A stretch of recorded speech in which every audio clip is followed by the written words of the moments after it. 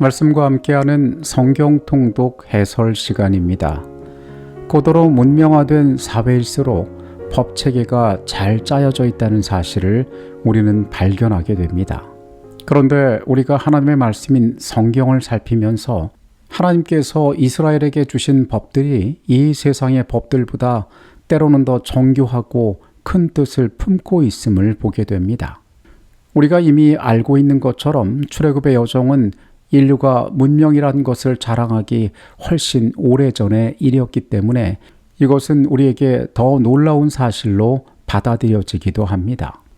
이러한 배경 가운데 우리가 발견하는 또 하나의 중요한 사실은 이 땅에 존재하는 대부분의 성문법들이 바로 성경이 말하고 있는 중요한 가치들을 그 근간에 두고 있다라는 것입니다. 내일 우리가 살펴볼 성경의 말씀은 출애굽기 21장부터 23장까지의 내용입니다. 출애굽기 21장의 말씀으로 갑니다.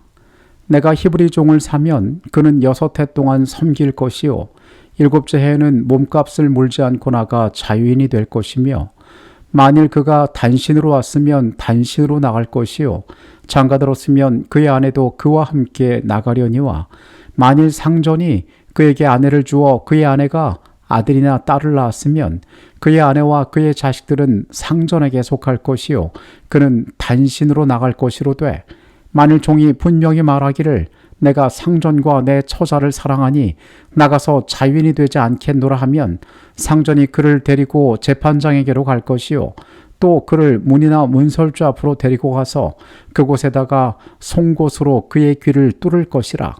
그는 종신토록 그 상전을 섬기리라. 출애굽기의 말씀에는 그 당시에 그들이 살고 있던 세계의 질서들에 대하여 이야기하고 있습니다. 히브리 종은 6년 동안 섬기면 7년째에는 몸값을 내지 않고 자유인이 될 수 있었습니다. 그런데 만약에 종이 주인을 사랑하여 남기를 원하면 귀에 송곳을 뚫어 영원한 종이 되었습니다. 이 과정에서 행해지는 의식은 그 스스로가 자신의 운명을 선택하고 그것이 더 좋은 길임을 인정했다라는 것을 뜻하는 것이었습니다. 폭력과 상해에 대한 시비에 대한 법도 주어졌습니다. 사람을 쳐 죽인 자는 반드시 죽일 것이나 만일 사람이 고의적으로 한 것이 아니라 나 하나님이 사람을 그의 손에 넘긴 것이면 내가 그를 위하여 한 곳을 정하리니 그 사람이 그리로 도망할 것이며 사람이 그의 이웃을 고의로 죽였으면 너는 그를 내 제단에서라도 잡아내려 죽일지니라. 자기 아버지나 어머니를 치는 자는 반드시 죽일지니라. 고의로 살인을 저지른 자는 반드시 죽어야 했지만은 부지 중에 죽인 자들 혹은 그 일에 대하여 소명할 만한 사연을 가진 자들은 도피처를 하나님께서는 예비하셨습니다. 부모를 치거나 저주하는 자, 사람을 납치하는 자는 엄히 다스려 가정과 사회의 질서를 세우셨습니다. 우리가 많이 들어본 눈에는 눈, 이에는 이 동태복수법이 여기에 등장하는데요. 이것은 사람들에게 복수가 정당하고 당연한 것이란 것을 알려주기 위한 것이 아니라 피해를 입은 만큼만 벌을 주게 하여 과잉보복을 금지하게 하려는 공의가 그 가운데 드러난 법이었습니다. 출애굽기 22장의 말씀으로 갑니다. 사람이 돈이나 물품을 이웃에게 맡겨 지키게 하였다가 그 이웃집에서 도둑을 맞았는데 그 도둑이 잡히면 갑절을 배상할 것이요 도둑이 잡히지 아니하면 그 집 주인이 재판장 앞에 가서 자기가 그 이웃의 물품에 손댄 여부에 조사를 받을 것이며 어떤 잃은 물건 즉 소나 낙이나 양이나 의복이나 또는 다른 잃은 물건에 대하여 어떤 사람이 이르기를 이것이 그것이라 하면 양편이 재판장 앞에 나아갈 것이요 재판장이 죄 있다고 하는 자가 그 상대편에게 갑절을 배상할지니라. 도둑질이나 혹은 부주의로 남에게 손해를 끼쳤을 때는 갑절 혹은 그 이상을 배상하도록 했습니다. 이는 자신의 행동에 책임감을 기르게 하기 위한 법이었습니다. 공동체 안에서 타인에 대한 재산상의 책임을 강조하는 내용입니다. 사람이 약혼하지 아니한 처녀를 꾀어 동침하였으면 납해금을 주고 아내로 삼을 것이요 만일 처녀의 아버지가 딸을 그에게 주기를 거절하면 그는 처녀에게 납해금으로 돈을 낼지니라. 너는 무당을 살려두지 말라. 짐승과 행음하는 자는 반드시 죽일지니라. 여호와 외에 다른 신에게 제사를 드리는 자는 멸할지니라. 하나님의 말씀은 광범위하게 그들의 삶에 대하여 교훈하고 있습니다. 말씀은 도덕적 순결, 성적 순결에 대하여 이야기합니다. 그들은 이런 모든 문제에 책임 있게 행동해야 했습니다. 무당을 살려두지 말라라고 이야기합니다. 신접한 자가 그들 가운데 있는 것을 하나님께서는 용납하지 않으셨습니다. 짐승과 행음하는 도덕적 타락을 경계하셨습니다. 그리고 여호와 외에 다른 신에게 제사를 드리는 자는 그들 가운데 멸하라는 엄숙한 선언이 뒤따랐습니다. 하나님께서는 이스라엘을 거룩하게 유지하기를 원하셨습니다. 이 모든 것들이 지켜질 때에 그들은 순결함을 유지할 수 있었습니다. 그것은 오늘날 그리스도를 따르는 우리의 생애에서도 마찬가지의 일이 될 것입니다. 너는 이방 나그네를 압제하지 말며 그들을 학대하지 말라. 너희도 애굽 땅에서 나그네였음이라. 너는 과부나 고아를 해롭게 하지 말라. 내가 만일 그들을 해롭게 함으로 그들이 내게 부르짖으면 내가 반드시 그 부르짖음을 들으리라.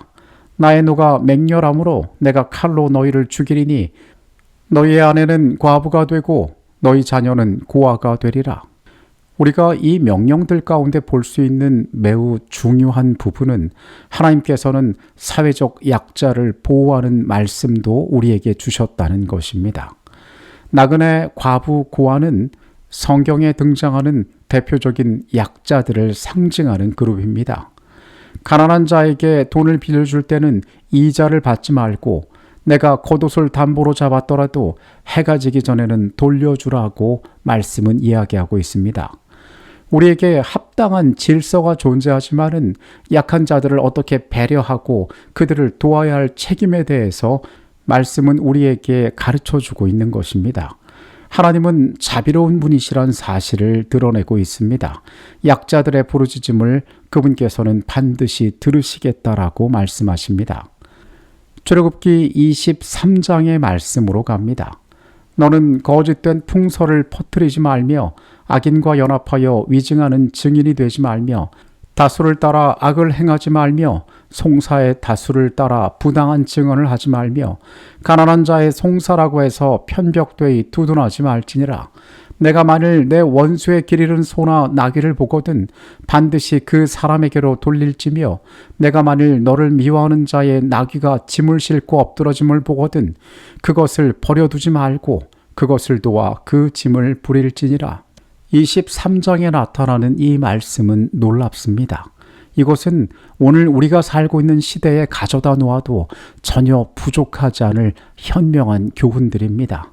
하나님께서는 유언비어를 퍼뜨리지 말고 다수를 따라 악을 행하지 말며 재판에서 가난한 자라고 편벽되게 두둔하거나 뇌물을 받지 말아야 한다라고 말합니다. 또한 원수의 길 잃은 짐승이라 할지라도 반드시 돌봐주어야 한다라고 말씀하고 계십니다. 하나님께서 그분의 백성에게 원하시는 것은 단순하게 죄를 짓지 않는 것이 아니라 하나님의 자비의 마음을 품은 존재로 이 땅을 살아가는 것입니다. 10절부터 13절까지는 안식년과 안식일에 대한 기별이 주어졌습니다. 6년 동안은 땅을 경작해야 하지만은 7년째에는 그 땅을 쉬고 농사를 쉬게 하였습니다. 그리고 이 제도를 통하여 하나님께서는 땅을 쉬게 함은 물론이고 가난한 자들에게 양식을 허락하셨습니다. 이어지는 14절부터 19절까지의 말씀은 세 가지의 절기를 지킬 것을 말씀하십니다. 이 세 절기는 무교절과 칠칠절로 불리는 맥추절 그리고 수장절로 불리는 초막절이었습니다. 이 절기들을 통하여 구원의 은혜와 공급하시는 하나님의 축복을 그들은 매년 기억하게 되었습니다. 내가 내 사자를 내 앞에 보내어 길에서 너를 보호하여 너를 내가 예비한 곳에 이르게 하리니 너희는 삼가 그의 목소리를 청종하고 그를 노엽게 하지 말라. 그가 너희의 허물을 용서하지 아니할 것은 내 이름이 그에게 있음이니라. 내가 그 목소리를 잘 청종하고 내 모든 말대로 행하면 내가 내 원수에게 원수가 되고 내 대적에게 대적이 될지라. 이 20절에 나오는 사자를 앞서 보내겠다라고 하신 하나님의 약속에 대하여 우리는 살펴보기를 원합니다. 여기 나오는 이 사자는 성육신하여 이 땅에 오시기 전에 예수 그리스도를 가리키는 말입니다. 이 존재는 하나님의 권위와 신성을 그대로 가진 존재로 드러납니다. 내 이름이 그에게 있음이라라고 말씀하셨기 때문입니다. 이 사자는 이스라엘의 앞길을 예비하고 그들의 광야의 여정을 실질적으로 인도하실 존재였습니다.